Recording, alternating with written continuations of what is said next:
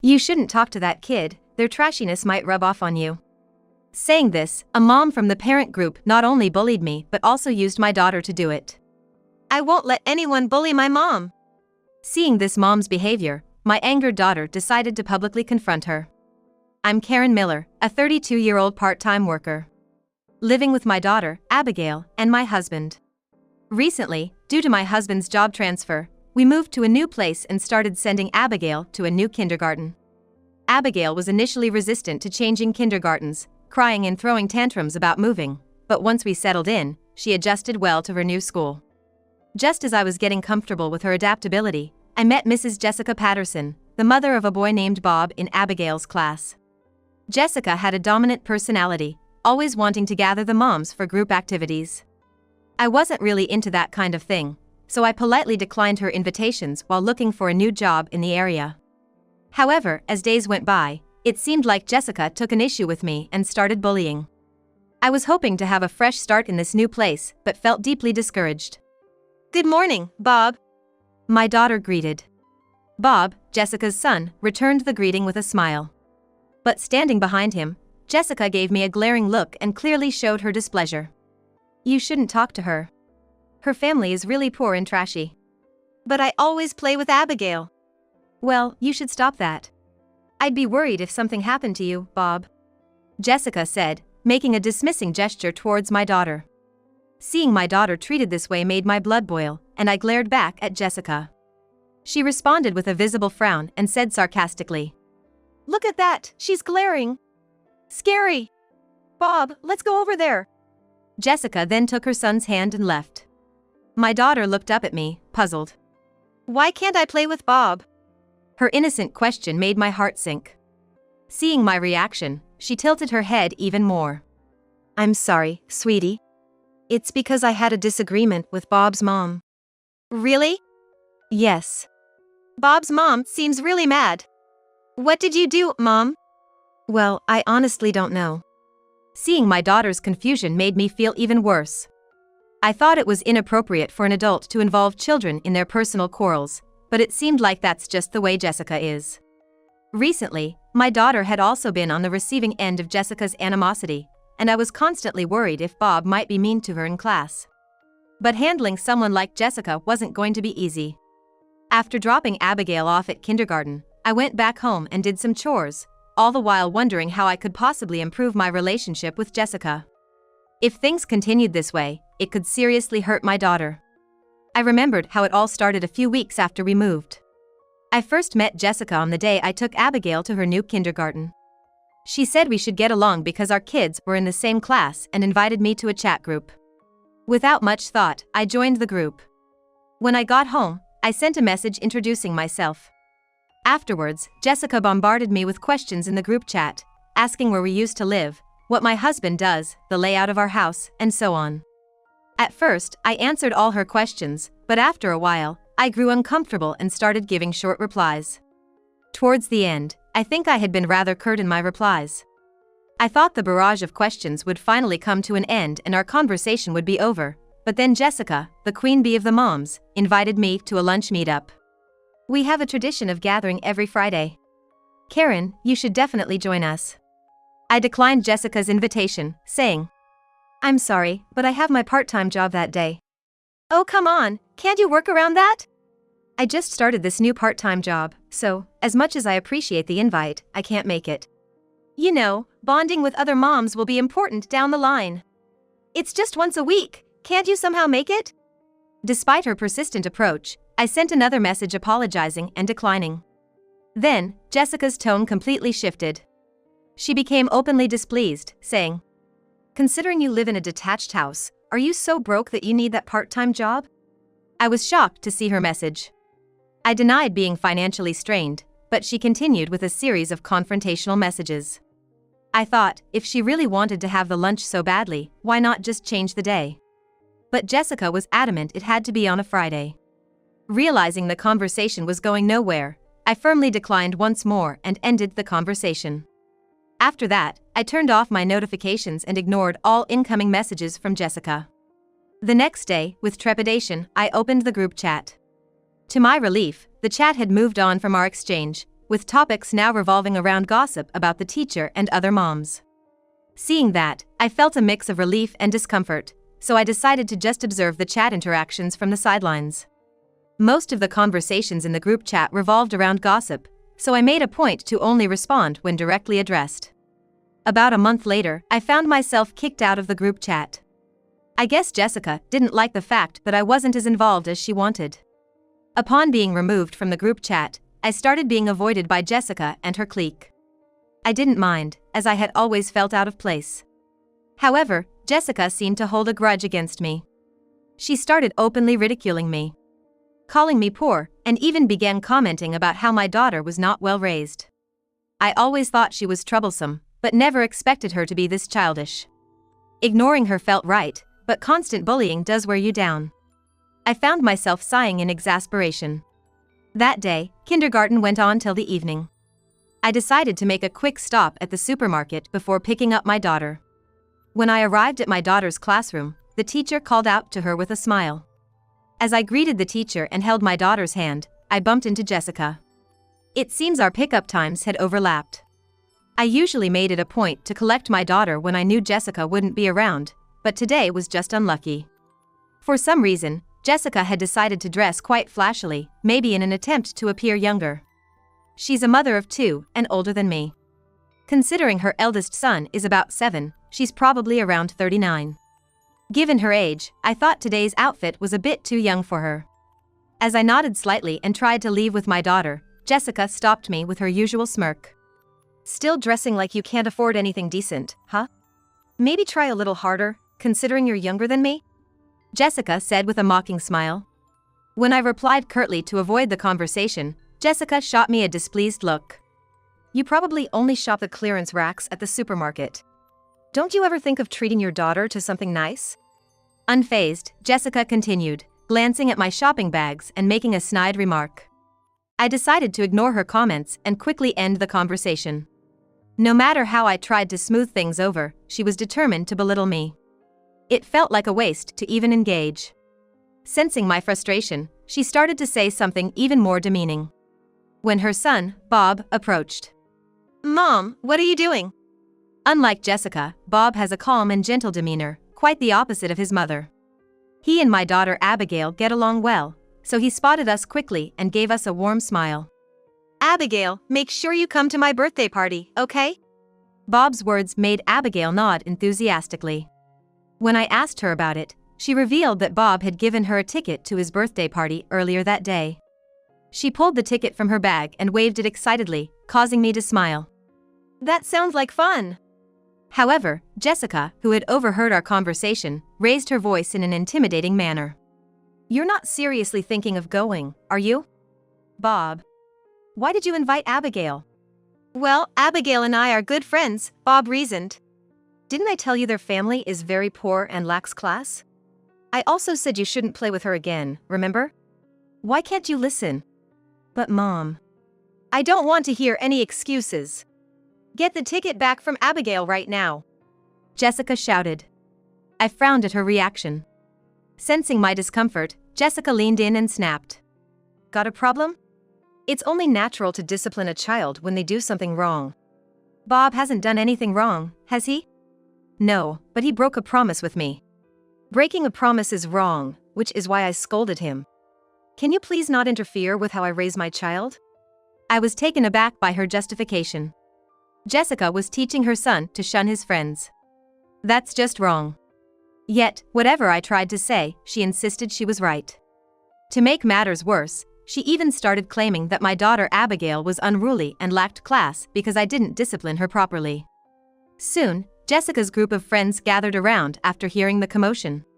They listened to Jessica's exaggerated version of events and laughed mockingly at Abigail and me. Surrounded by their cruel words, I was on the verge of tears when Abigail, seeing my distress, asked, Mom, are you okay? Feeling that it was pointless to argue with Jessica anymore, I told Abigail to return the ticket. Why? She questioned. We have something else going on. I made up an excuse on the spot. I hated lying to Abigail, but I just wanted to get out of there as soon as possible. However, interrupting our conversation was Bob, Jessica's son. Why can't she come? It's my birthday party. I can invite whoever I want, right? Bob looked up at his mother as he spoke. Upon hearing his words, Jessica, visibly irritated, snapped. No means no. Bob quietly sulked and looked down. Abigail, looking equally unhappy, handed the ticket back to him. Seeing the saddened expression on Bob's face hurt my heart. I didn't care much about Jessica, but Bob was such a good kid. It pained me to see him upset like that. Furthermore, I couldn't tolerate them mocking Abigail anymore. I hoped Jessica would change her attitude, especially in front of the kids. I wondered what I could say to Jessica to make her stop this behavior. If I tried to appease Jessica, would she be satisfied? Thinking about all this gave me a stomachache. The next day. Today, kindergarten let out at noon. When I went to pick up Abigail, she and Bob were whispering about something. As I called out to her, Abigail turned and ran over with a smile. Contrary to the day before, she and Bob exchanged cheerful waves. Something good happen? I asked. Abigail grinned, showing her teeth, and whispered. It's a secret. She then motioned for me to lean in. Actually, I got a ticket to the birthday party. What? I exclaimed in surprise. Abigail repeated. It's a secret. Emphasizing her point loudly. Seeing my cheerful daughter, I felt conflicted about possibly exposing her to Jessica's malice again. Once home, I asked, can you tell me more about it? Abigail nodded with a smile, pulling me along in her excitement to get home faster. Once we were home, she proudly held up the ticket. It was the same one she had the day before. The ticket read, "Come with Mom," in childlike handwriting. Seeing it, I wanted to celebrate together, but I doubted Jessica would welcome me at her home. However, my daughter, with a mischievous intent, ran up to me saying, Listen. Bob told me that even if we go to his house, his mom won't get mad. But just yesterday. I don't think I want to go after all. I couldn't meet my daughter's worried eyes. Then, she reassured me, saying, It's okay. I'll protect you, Mom. Bob and I came up with a plan. She explained the conversation she had with Jessica's son that day. Apparently, Jessica speaks ill of me even at home, and her son, thinking his mom was bullying me, told my daughter about it, hoping they could make amends. They planned to use his birthday as an opportunity. I felt embarrassed that the kids had to go out of their way for me, but I thanked my daughter. Still, I couldn't imagine Jessica sincerely apologizing. As I pondered how to convey this, my daughter said, There's a surefire way she won't get mad. Hearing her plan, I couldn't help but smile. Taking their straightforward feelings to heart, I decided to attend the birthday party at Jessica's son's house. On the day of the birthday party, I arrived at Jessica's house. When I rang the doorbell, a camera showed my face, and Jessica appeared, looking displeased. What do you want? I didn't invite you. Quickly, my daughter showed her the ticket.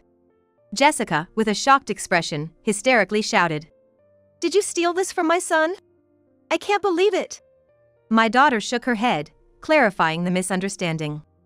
At that moment, Jessica's son came over, having heard the voices. I invited them. I really wanted Abigail to come.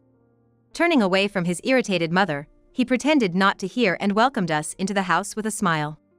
Jessica was frustrated, thinking we were a bad influence.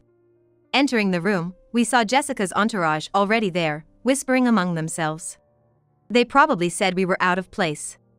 Ignoring the gossipy moms, my daughter and I wished Jessica's son, Happy birthday! Having you here is going to ruin a perfectly good party. Can you leave? Jessica persisted, but her son retorted, It's not your party! While she was exasperated with her disobedient son, he was happily playing with my daughter. Seeing the other kids also having fun, the atmosphere among the mothers became more relaxed. However, Jessica continued to scold loudly.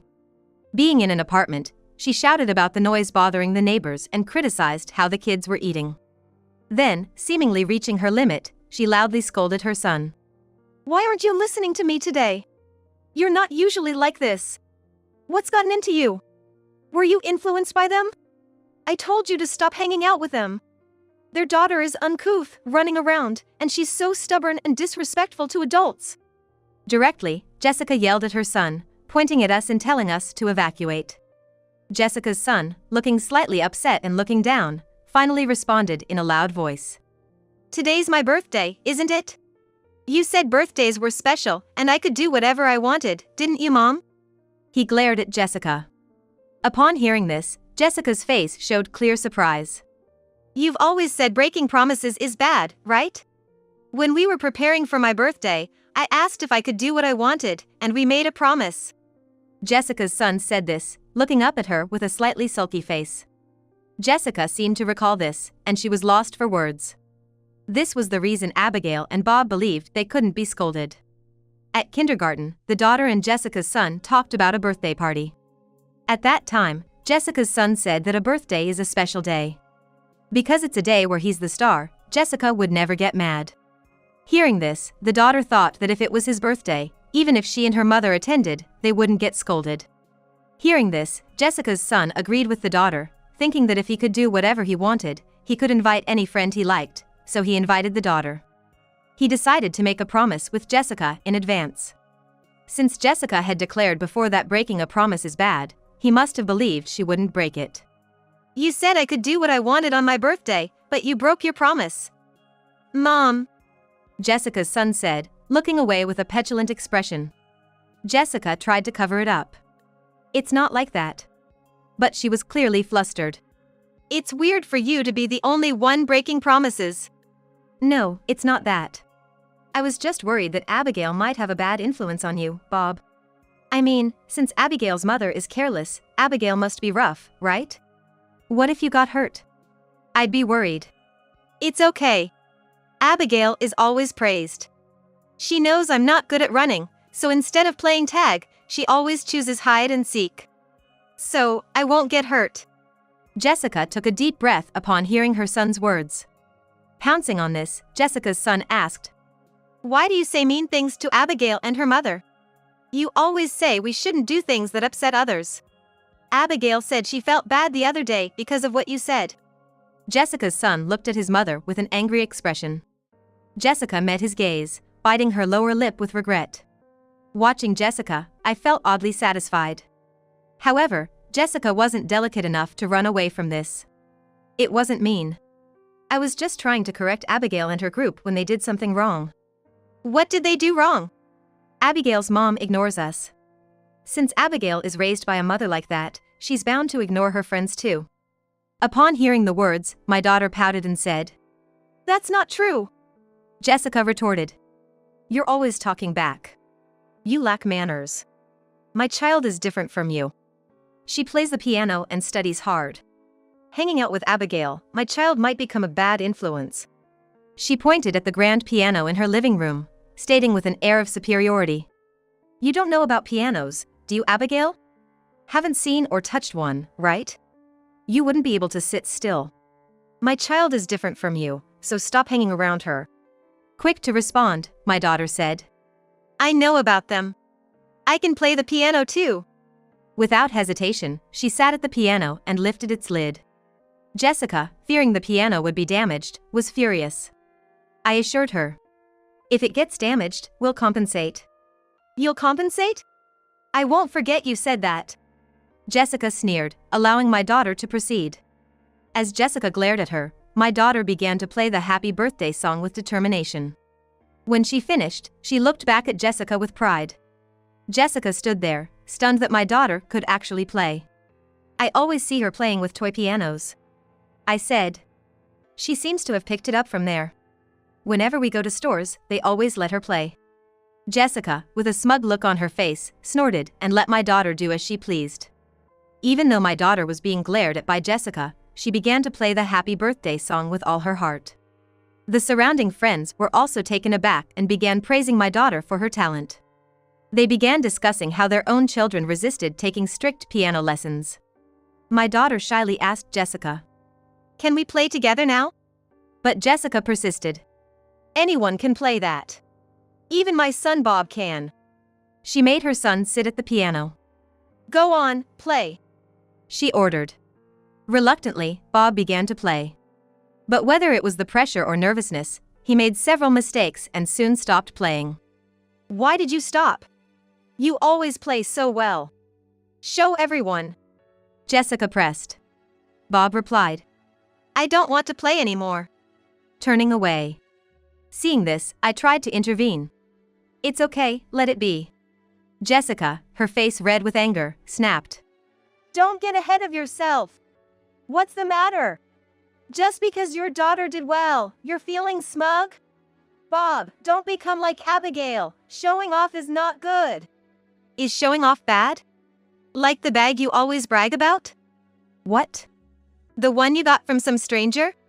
You're always showing it off, Bob said, dashing to another room to retrieve the bag. This one, Mom. The one you got from a man I don't know.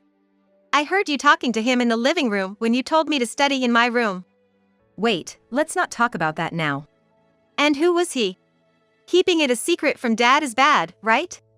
The shocking revelation by Bob made me raise my eyebrows. Even Jessica's friends were whispering and looking at her from a distance.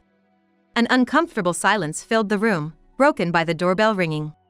Trying to dispel the tension, Jessica rushed to answer the intercom in a high-pitched voice.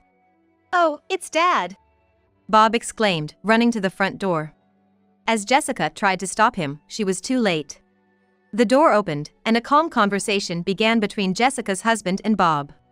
Thank you all for always being so kind to my wife, said Jessica's husband, greeting us with a smile. We were unsure of how to react, having just heard about the mystery man from Bob. Picking up on the strange atmosphere, he looked puzzled. Is something wrong? Bob, eager to share, called out. Listen. Mom's been really mad, even though it's my birthday. Wait, why's she mad? She's mad because I invited Abigail over to our house. She promised I could do what I wanted, but she broke it. She even got mad when Abigail played Happy Birthday on the piano. She told me not to brag, so I told her about the bag she always brags about and said it's not good. Bob, Jessica's son, said, pointing to a bag thrown on the floor.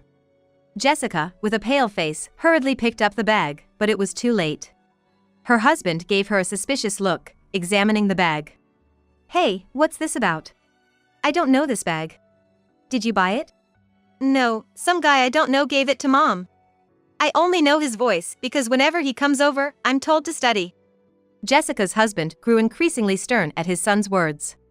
Even as Jessica hurriedly tried to explain, her husband just let out an exasperated sigh.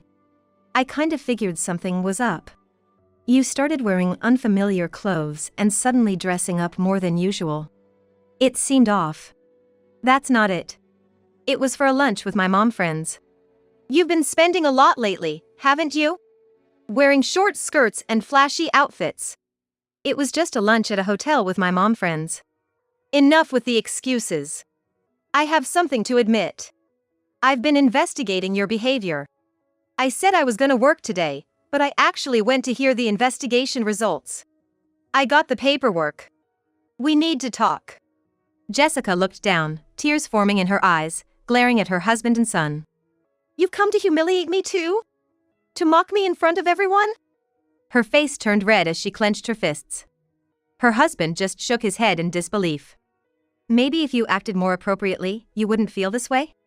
Having me, someone she had bullied endlessly, tell her that must have really stung, as Jessica's face turned even redder and she twisted her mouth in frustration. Other moms, who used to join Jessica in teasing me, now looked away out of embarrassment. I left Jessica's house with my daughter, leaving all of them behind.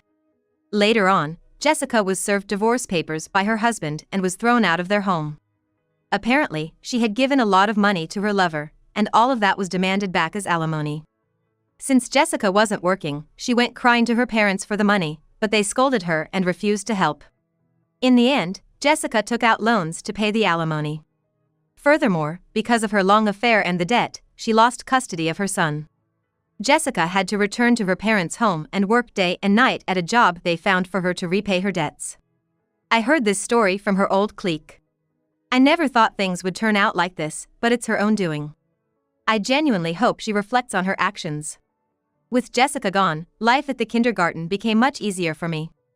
Jessica's son, now free from his mother's oppressive influence, seemed to have become more assertive.